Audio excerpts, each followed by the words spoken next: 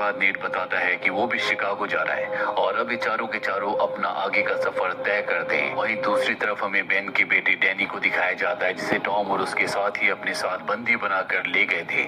जब सब के सब सो रहे होते हैं तो बड़ी चालाकी से डैनी अपनी हथकड़ियां खोलकर वहां से भाग जाता है, पर उसे अस्थमा की प्रॉब्लम है, इसीलिए भागने की वजह से उसे अस्थमा अटैक आता है, जिस वजह से वे घर के आगे बेहोश हो जाता है।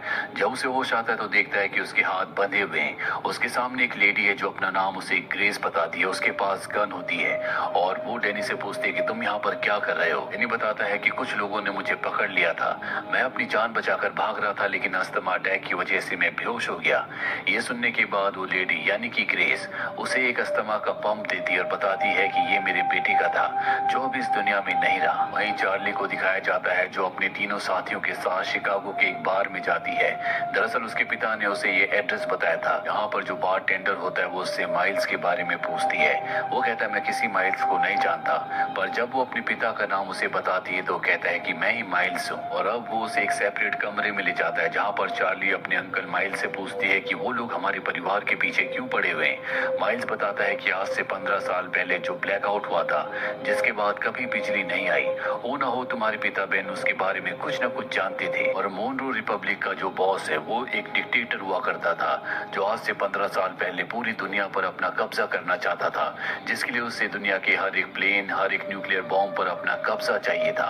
और शायद हो सकता है कि उसी की वजह से ब्लैकआउट हुआ और तुम्हारे पिता कुछ न कुछ जानते थे, इसीलिए वो तुम्हारे पिता और तुम्हारे परिवार के पीछे पड़े हुए हैं। चार्ली चाहती है कि उसके अंकल माइल्स उसका साथ दे, लेकिन वो साफ साफ मना कर देते हैं। चार्ली गुस्से में यहाँ से जाने लगती है, तभी उसका साथी नेट उसके अंकल से लड़ने के लिए जाता है, पर नेट उसका हाथ पकड़कर उसके हाथ में एक टैटू दिखाता है जो उसी ग्रुप यानी कि मोनरो ग्रुप का होता है, यानी कि वो भी मोनरो ग्रुप का हिस्सा है। दरअसल नेट का पूरा सच सामने आ चुका और जानबूझकर इनके ग्रुप में शामिल हुआ था ताकि वो माइल्स की लोकेशन का पता लगा सके। मोनरो ग्रुप किसी भी कीमत पर माइल्स को हासिल करना चाहता है और अब जब नेट की पूरी सच्चाई सामने आ चुकी है तो सबको वो अपने एरो के पॉइंट पर लेकर वहां से निकल जाता है। अब सब चाहते हैं कि माइल्स यहाँ से चला जाए, लेकिन माइल्स यहाँ से जाने से मना करता है और कहता है कि वो मोनरो ग्रुप का अकेले सामना कर सकता है। चार्ली और उसके साथी उसका साथ देने के लिए तैयार हो जाते हैं, लेकिन माइल्स नहीं चाहता कि उसका कोई भी साथ दे, इसीलिए सबको गुस्से से यहाँ से जाने के लिए कहता है। सबके सब चले जाते हैं और अब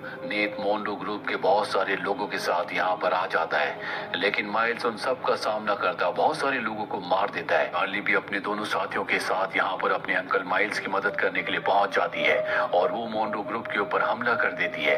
पर एक पल ऐसा आता है कि मोनरो ग्रुप का एक आदमी चार्ली को मारने वाला होता है, लेकिन तभी वहां पर नेट आकर अपने साथी को मार देता है। माइल्स इनके कैप्टन को मार देता है जिससे लड़ाई खत्म हो जाती है और अब माइल्स तय करता है कि वो चार्ली के साथ उसके भाई को यानी कि डैनी को ढूंढने के लिए जाएगा। वहीं उस घर में जिस घर में डैनी छुपा हुआ है, मोनरो ग्रुप का कैप्टन टॉम अपने साथियों के साथ पहुंच जाता है। वो ग्रेस से पूछता है कि डैनी कहाँ है। हालांकि ग्रेस बताना नहीं चाहती, लेकिन जब वो उसे जान से मारने की धमकी देता है तो उसे रास्ते से हटना पड़ता है। इसके बाद टॉम अपने साथियों के साथ ऊपर जाकर डैनी को एक बार फिर से बंदी बनाकर ले जाता है और अब इन सब के जाने के बाद ग्रेस बेसमेंट में जाती है। उसके पास एक लॉकेट होता है जिसका बटन दबाते ही यहाँ पर लाइट जल जाती है। ये लॉकेट हुबहू उसी लॉकेट की तरह होता है जो चार्ली के पिता बेन ने अपने दोस्त को दिया था, जो कि इस वक्त चार्ली के साथ है। और अब इस लॉकेट को वो अपने कंप्यूटर सिस्टम से अटैच करके किसी से चैट करती है। जिससे वो चैट कर रही होती है उसे खुशी होती है कि टॉम और उसके लोगों को इनके बारे में कुछ भी पता नहीं चला। वह हमें माइल्स को दिखाया जाता है जो चार्ली और दोनों साथियों के साथ आगे बढ़ रहा होता है। दरअसल वो अपनी साथी नोरा को ढूंढ रहा है जो कि विस्फोटक बनाने में बहुत माहिर है और उसे पता चलता है कि उसे भी टॉम के ग्रुप ने यानी कि मिलिथिया ने बंदी बनाकर अपने पास रखा हुआ है और अब माइल्स किसी भी कीमत पर नोरा को जो कि उसकी दोस्त है उसे आजाद करवाना चाहता है। चार्ली और उसके दोनों साथियों को कहता है कि मैं 2 हफ्तों के बाद तुम्हें इंडियाना में मिलूंगा, तब तक हमारे रास्ते अलग होते हैं और वो यहाँ से निकल जाता है। पर जब सुबह चार्ली के दोनों साथियों की आंख खुलती है तो देखते हैं कि चार्ली भी जा चुकी है, यानी कि वो भी अपने अंकल माइल्स के पीछे उनकी मदद करने के लिए निकल चुकी है। चार्ली का साथी आरोन जो दरअसल उसके पिता बेन का दोस्त था, जिसे बेन ने यानी कि चार्ली के पिता ने वो लॉकेट दिया था जिसमें पेन ड्राइव है, वो अपनी साथी मैगी को बताता है कि बेन ने जब मुझे लॉकेट दिया था तो उसने कहा था कि ये लॉकेट मुझे एक लेडी के पास लेकर जाना है जिसका नाम ग्रेस है। रोम कहता है कि हो ना हो ग्रेस के पास पहुंचने के बाद हमें ये पता लग सकता है कि अर्थ पर इलेक्ट्रिसिटी इलेक्ट्रिसिटी वापस कैसे आएगी। इसीलिए ग्रेस को ढूंढने के लिए निकल पड़ते हैं। वहीं हमें मिलिथिया के अड्डे पर दिखाया जाता है जहां पर मॉरोन होता है जो कि इन सब का लीडर है। वो एक लेडी के पास जाता है और ये लेडी और कोई नहीं बल्कि चार्ली और डैनी की मॉम है, यानी बेन की पत्नी। मॉनरो से बताता है कि बेन की मृत्यु हो चुकी है जिससे उसे बहुत दुख होता है। दरअसल बेन को ये लगता था कि उसकी पत्नी की मृत्यु हो चुकी है लेकिन वो अब भी जिंदा है।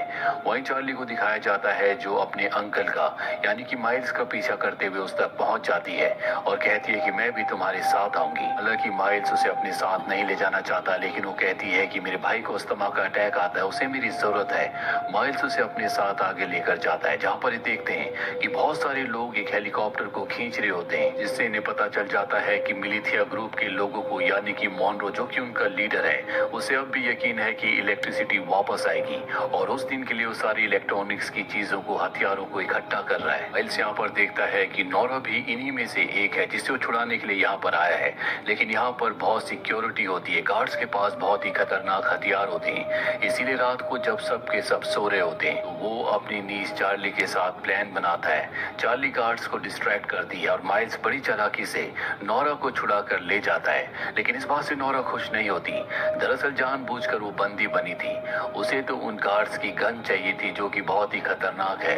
ये वो वक्त होता है जब आम इंसान गन्स नहीं रख सकते। माइल्स नोरा से कहता है कि मैं किसी भी कीमत पर डैनी को बचाना चाहता हूँ जो कि मेरे भाई का बेटा है और इसके लिए मुझे तुम्हारी मदद की जरूरत है।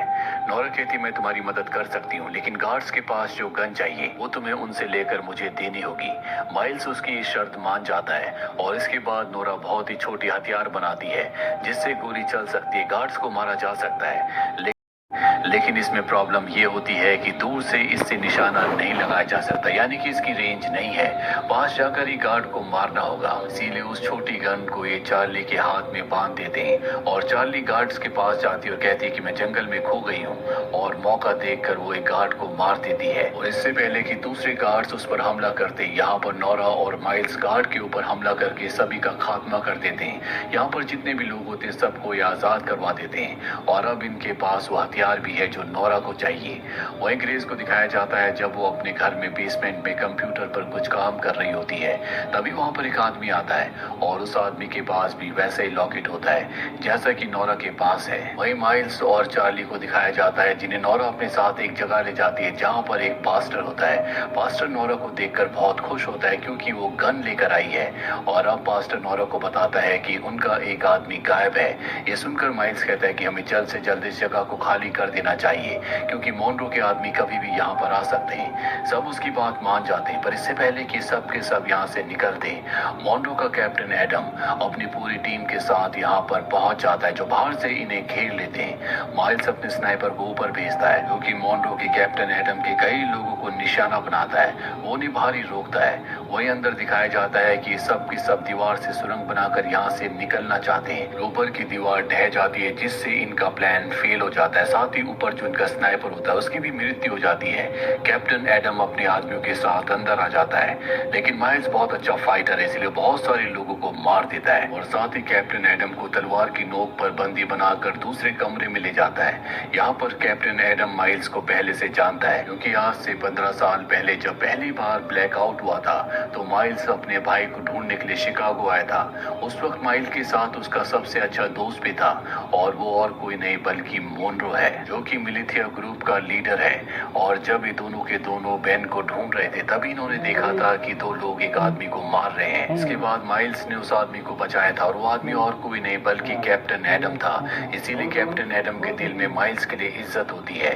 चार्ली यहाँ पर कैप्टन एडम से पूछती है कि तुम माइल्स को पहले से कैसे जानते हो। बताता है कि मॉनरो का सबसे खास आदमी कभी माइल्स ही हुआ करता था, उसी ने उसके सभी लोगों को ट्रेनिंग दी है और अब किसी भी कीमत पर मॉनरो से वापस हासिल करना चाहता है। माइल्स कैप्टन एडम के साथ एक डील करता है, वो कहता है कि तुम यहाँ पर जितने भी मेरे लोग हैं उन सबको छोड़ दोगे, इसके बदले मैं तुम्हारे साथ मोनरो के पास चलने के लिए तैयार हूँ। कैप्टन एडम उसकी ये डील मान जाता है और अब कैप्टन एडम अपने सभी साथियों के साथ माइल्स को यहाँ से मोनरो के पास ले जा रहा होता है। पर जब ये रास्ते में होते हैं तभी चार्ली और नोरा इनके ऊपर हमला करके माइल्स को छुड़ा लेते हैं, साथ ही वो ब्रिज को भी ब्लास्ट कर देते हैं। वहीं दूसरी तरफ हमें मैगी और आरून को दिखाया जाता है जो अब ग्रेस के घर पहुंच चुके हैं, पर ग्रेस इस घर को छोड़कर जा चुकी है।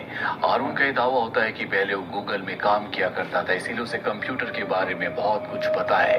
और अब ये नीचे बेसमेंट में जाते हैं, यहाँ पर इन्हें कंप्यूटर के पार्ट्स मिलते हैं जिनसे इन्हें पता चलता है कि इस कंप्यूटर को अभी कुछ ही वक्त पहले बनाया गया था, यानी कि यहाँ पर इलेक्ट्रिसिटी थी। और इसके बाद आरून यहाँ पर सर्च करना शुरू करता है, पर कई घंटों के बाद भी उसे कुछ नहीं मिलता। इसके बाद जब वो ऊपर आता है तो उसका वो लॉकेट जो कि उसे बेन ने दिया था वो अपने आप ही चमकना शुरू हो जाता है, यानी कि उसमें लाइट जल जाती है। साथ ही हेडफोन में गाना बजना शुरू हो जाता है, यानी कि इस घर में कुछ ऐसा है जो लॉकेट से कनेक्ट होता है और यहाँ पर इलेक्ट्रिसिटी आ जाती है।